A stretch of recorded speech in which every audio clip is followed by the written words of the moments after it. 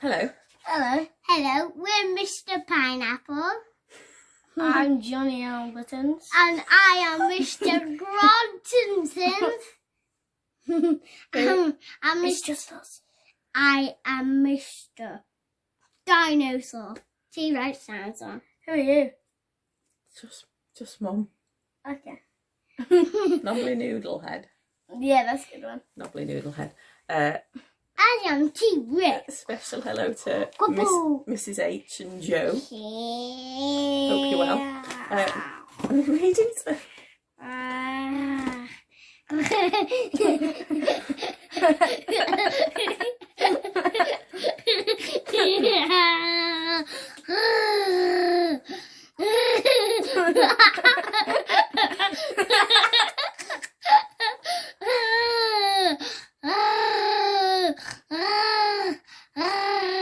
Okay, again. Right, are we ready? Because it's time for more of the Ice Monster, and we're in part 2. Okay. That is part 1. But that's part 1. All of that chunk, and this is part 2. So And this is part 5. Ticket. That's my ticket to go to that's the just a toilet. that's just a No, football I ticket. want to Right, miss are we listening? Yes, Mom. Hey. Right, Ready. chapter 58. 58. Right, 58. please let me concentrate, otherwise we'll never get through this. Slicing through the ice. Which way is the North Pole, sir? Piped up Titch. Straight ahead, men, commanded the Admiral, pointing downriver. Then, when we reach the sea, make a left. Just as the Mammoth's arrival into the city had been a cause of great excitement, its departure was proving even more so. Word had spread fast, and soon it seemed like every Londoner was running along the banks of the Thames, eager to be part of this awfully big adventure. A proud old Admiral saluted them, which made the crowds cheer loudly. Hurrah! Called out Woolly as she appeared to wave with her trunk. This made the crowds go wild. Hurrah! It was a happy scene and put joy into the hearts of all on board the Victory. Titch sidled up to Dotty. I was very nearly a goner, he said. What happened, my love? I thought you'd been shot, she replied. It was much, much worse than that.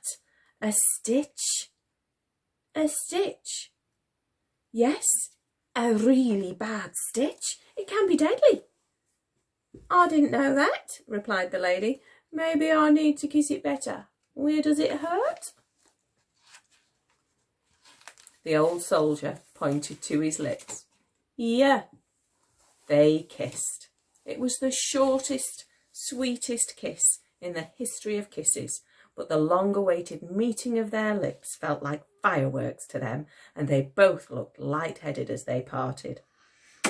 I think I need a sit down, said Dotty.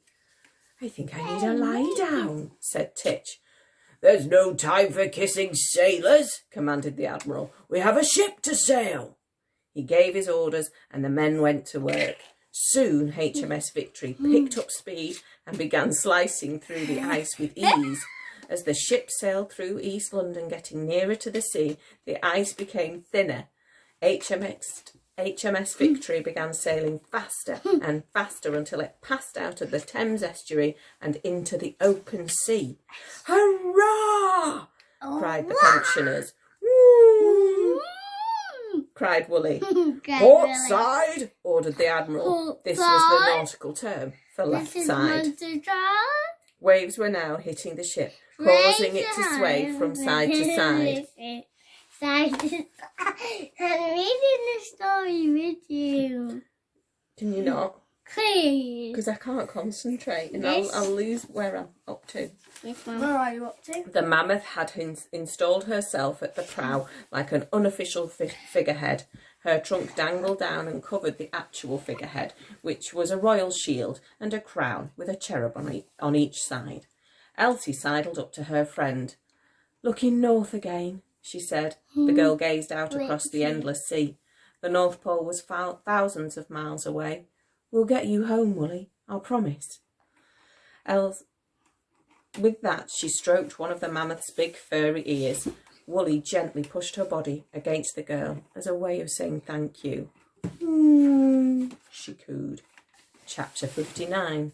A Diamond Dust of Stars. Days passed at sea.